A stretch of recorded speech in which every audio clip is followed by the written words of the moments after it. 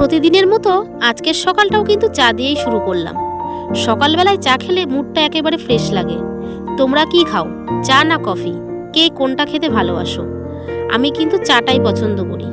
আর আমরা কিন্তু গরুর দুধের চাটা খাই না, কারণ প্রচণ্ড গ্যাস হয়ে যায়।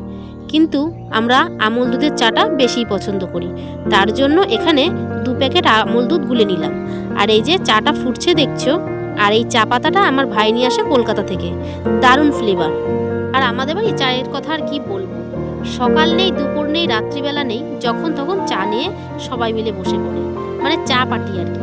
তো গাইজ এই দেখো সবাই খাটের পরে বসে খাচ্ছে, এদের কি অবস্থা দেখো। আর একজন মুড়ির ড্রাম নিয়ে বসছে, খেয়ে খেয়ে হচ্ছে না। দেখো রুটি খাওয়ার পরেও মুড়ি খাই, কি বলবো আর এদের। আর উনি একদম ঠাকুরের মতো বসে রয়েছে, দেখো মনে হচ্ছে যেন ধ্যান ধরবে। তবে আমিও খাবার নিয়ে নিলাম। এই যে এটা হচ্ছে ওলকপি ভাজা, এটা হচ্ছে বাঁধাকপি দিয়ে চিংড়ি মাছ, আর এখানে 2টো রুটি। এটা হচ্ছে সকালবেলার খাবার।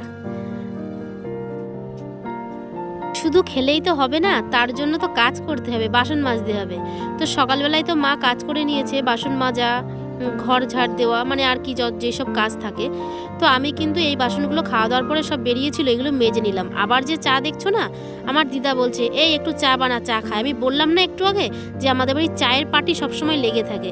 তো দিদা আবার চিনি ছাড়া চা খায়, তো তার জন্য দিদাকে আবার চিনি ছাড়া চা বানিয়ে দিলাম। শুধু খাওয়া দাওয়া নিয়ে ব্যস্ত থাকলে কি হবে, ঠাকুরের কাজও তো করতে হবে। আর সত্যি কথা বলতে আমার কিন্তু ছোট্টবেলার থেকে ঠাকুরের কাজ করতে খুবই ভালো লাগে। এমনও দিন গেছে যে সবার বাড়িতে ফুল দিয়ে আসতাম, মন্দিরে মন্দিরে ফুল তুলে। ভোরবেলায় উঠে ফুল তোলাটা একটা আনন্দই অন্যরকম। তো এই যে দেখছো চান করে মা কিন্তু পুজো দিয়েছে। আজকে আমি পুজোটা দিইনি, মা বললো চান করে বাটা গ্লাস নামাতে, কারণ আমাদের বাড়ি আবার পুজো দেওয়ার পরে বাটা গ্লাসটা নামিয়ে রাখি আর কি। তো যেই চান করুক না কেন, চান করার পরে বাটা গ্লাসটা নামিয়ে রাখে। পুজো একজন দেয় আর বাটা গ্লাস একজন নামায়। তোমাদের বাড়ি কি এরকম করো? আর আমার মায়ের মুখটা দেখছো কত সুন্দর। এই ঠাকুরটা এনেছিল তারাপীঠ থেকে আমার ভাই। আর এই যে ঠাকুরের আসনটা কি সুন্দর করে আমার মা ফুল দিয়ে সাজিয়েছে। তার মধ্যে কিন্তু আমার গোপুসোনার মুখটা দেখছো খুব সুন্দর। কিন্তু এটা হচ্ছে পাথরের গোপুসোনা, এটা আমাকে ছোটবেলায় আমার মা আমাকে কিনে দিয়েছিল। আর এই যে আজকে কিন্তু ফল ফাকর কিচ্ছু ছিল না ঘরে, তার জন্য নকুলদানা দিয়ে পুজো দেওয়া হয়েছিল।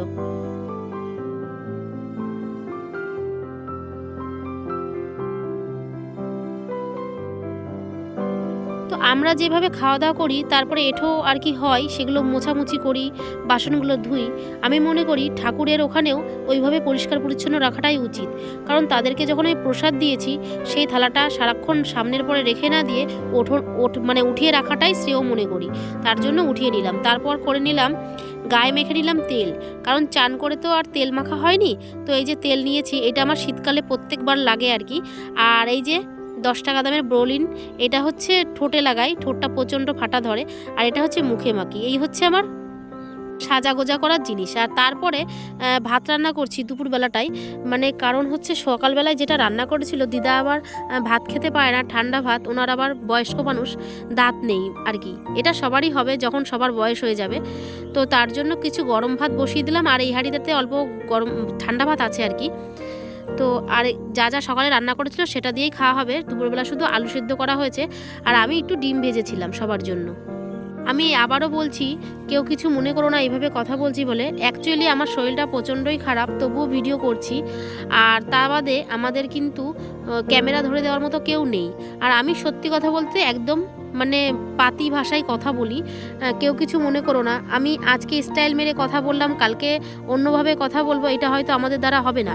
ওই জন্য পাতিভাবেই বাংলা ভাষাতেই কথা বলি, কেউ কিছু মনে করো না। যারা আমার ভিডিওটা দেখো অবশ্যই তারা জানো।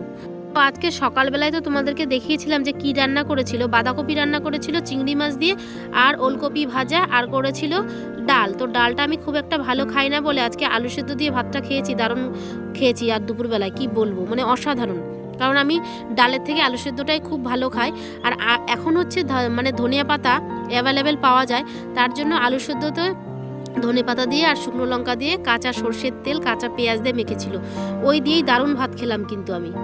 আর আজকের খাওয়া দাওয়াটা একদম সিম্পলভাবে হয়েছে, খুব একটা তেল মশলা নেই, মাছ মাংস নেই। মানে আজকের খাওয়াটা অনেকের হয়তো পছন্দ হবে না, কিন্তু সব দিন তো আর মাছ মাংস ভালো লাগে না খেতে, তো তার জন্য আজকে এই মানে খাওয়া দাওয়া। আর ডিম আমি খুব ভালো একটা ভাজতে পারি না, কারণ আমার ভেঙে চুরে যাবেই।